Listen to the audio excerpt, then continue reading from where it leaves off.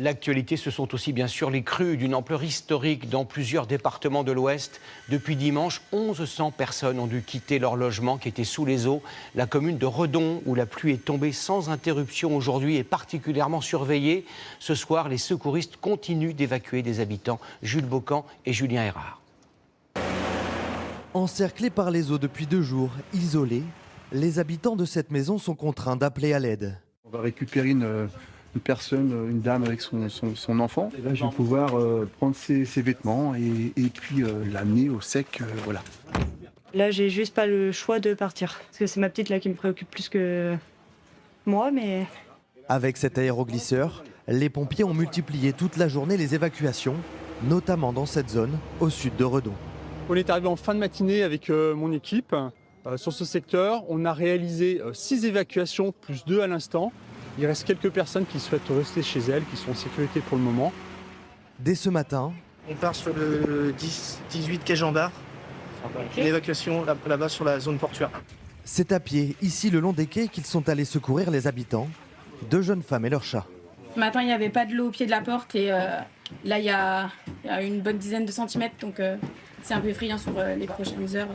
Avec la pluie redoutée, tombée sans discontinuer une bonne partie de la journée, plusieurs rues se retrouvent inondées.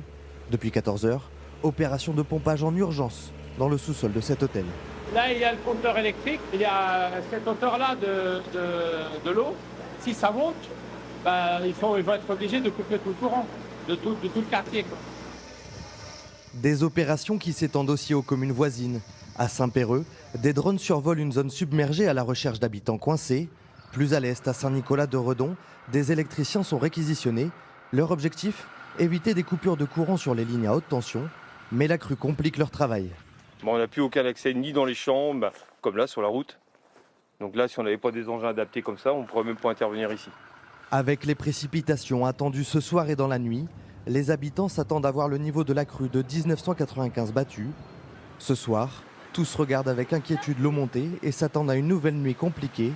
D'autres évacuations sont à prévoir. Vous allez le voir, l'Ille-et-Vilaine, le Morbihan, la Loire-Atlantique restent placés en vigilance rouge en raison du risque de crue. 6 autres départements sont en vigilance orange. Lorsque l'eau s'étend à perte de vue, que les routes ont disparu, que les trottoirs sont submergés, comment faire pour se déplacer? C'est la question que se posent des milliers d'habitants. Lise Cloy et Jules Bocan ainsi que Julien Erard en ont rencontré quelques-uns. 1,50 m d'eau devant sa maison. Voici les vidéos que nous envoie Benoît. Pour sortir de chez lui, une solution, le kayak. Là, c'est devant chez moi. Et là, c'est mon atelier. Ah oui, un peu coupé du monde, un petit peu beaucoup. On est sur une île, oui. Ouais. L'électricité fonctionne encore. Alors avec son épouse, il préfère rester. Dans son salon, l'eau s'est en partie évacuée. Là, on commence à voir un petit peu les dégâts, oui, mais surtout dans la cuisine. C'est rentré dans tous les meubles. Mais ça va encore. Une pointe d'optimisme. Car voici à quoi ressemblait sa maison hier soir. Un seul mot d'ordre, se débrouiller comme ils peuvent. Et la maîtresse de maison arrive quand même à faire son pot-au-feu. Pour se faire à manger, mais aussi se déplacer. À Redon, commune voisine, Marie nous a envoyé cette autre vidéo. Pour rentrer chez elle, elle doit emprunter ses trottoirs de fortune. C'est pas très sûr, hein? Ça tremblote. Même casse-tête pour les automobilistes. De nombreuses routes sont coupées, comme ici, à Gauvin, quelques kilomètres plus loin. C'est bien ce qui inquiète Céline, infirmière. Sa patiente est au téléphone. Va-t-elle pouvoir la rejoindre? Là, je ne vais pas pouvoir accéder chez nous. Il faut vraiment que j'aille chercher des bottes, du coup. Ouais, moralité. D'autres préfèrent faire demi-tour. Vous êtes coincés, messieurs, dames. Malgré le froid et la pluie, Gilda s'est improvisée agent de la circulation. Boucher, boucher et boucher. Il y a au moins facilement 30 cm d'eau, donc ça passe pas. La situation risque d'empirer. À Redon et dans les alentours, le pic de crue est attendu demain dans la journée. Au sud de Rennes, la commune de Bru est l'une des plus touchées par ces crues. Depuis 3 jours, le maire ne ménage pas ses efforts pour venir en aide à ses 20 000 administrés. Chloé Barbeau, Héloïse Lévesque et Bertrand Lachat ont passé la journée à ses côtés. Avec toute la pluie tombée aujourd'hui, c'est certain, le niveau de la rivière va encore monter. Le maire de Bru vient donner l'alerte. Cette habitante refuse d'évacuer. Là, ça risque de remonter encore cette nuit. Oui, mais pas... Non, demain matin. Bah, demain matin ou cette nuit, on ne sait pas trop. Il y a 1 mètre d'eau devant chez elle. Mais on a un chat qu'on ne veut pas laisser. On a un chat qui est très trouillard. Mais on est vigilant, on fait attention aux courbes et tout ça. Hein. Oui, soyez vigilants. Depuis ce week-end, le maire est sur tous les fronts.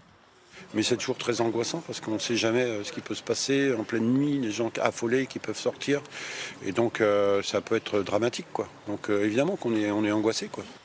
Ici, 300 maisons ont été inondées. Une maison de retraite et une clinique évacuée. Vous êtes où? Vous habitez dans le quartier, vous? Oui, là. Ah, là. L'autre urgence, désengorger le réseau d'évacuation. Le maire donne les consignes.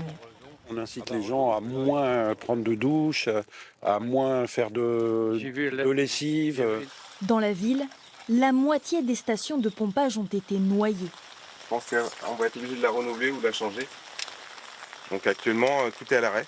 Donc en fait, tout ce qui est assainissement est dilué dans la Seiche ou dans la Vilaine. À Bru, le pic de la crue est attendu demain midi, au plus tôt. Autre conséquence de ces inondations, de très fortes perturbations sur les lignes de la SNCF. Aucun train TER, TGV, Ouigo ne circulera entre Rennes et le sud de la Bretagne jusqu'à samedi. C'est du jamais vu, reconnaît la direction de l'entreprise, qui a dû renoncer à des transports de substitution à cause, on l'a vu, de l'état des routes. Charles Divot, Nicolas S. et Kéliane Prévost. La gare de Rennes, déserte. Plus aucun train sur les voies, annulé à cause des inondations, laissant les passagers dans l'incompréhension. Faut changer de gare, faut redescendre à telle gare, faut changer machin. Enfin, ça a l'air d'être un enfer, quoi. Quand j'ai regardé s'il y avait une autre solution, tous les trains étaient supprimés. Et évidemment, les solutions alternatives, il faut se débrouiller. Comme elle, des milliers de voyageurs sont concernés par ces annulations. C'est simple, aucun train ne circule entre Rennes et Redon, Vannes, Lorient, Quimper ou encore Nantes depuis 15h30 aujourd'hui et jusqu'à ce samedi, 6h du matin. Une décision exceptionnelle face à une situation inédite, explique la SNCF. L'eau monte trop vite et se rapproche dangereusement des rails, comme ici où ce matin, elle n'était plus qu'à quelques mètres.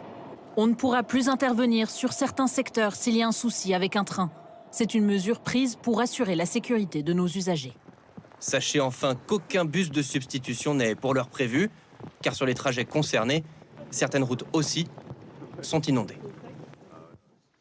Depuis plusieurs jours, les inondations se concentrent sur l'ouest du pays, mais à l'avenir, toutes les régions ou presque pourraient être concernées, car 16 000 communes dans lesquelles habitent 40% des Français sont officiellement en zone inondable. Christophe Abel, Michel Izard et David Pires. 18 millions de Français, 1 sur 4, sont concernés par le risque d'inondation. Cette catastrophe naturelle provoque les dégâts les plus importants. Mais suis-je informé si ma ville, mon quartier, est en zone inondable? La réponse se trouve parfois auprès de votre mairie.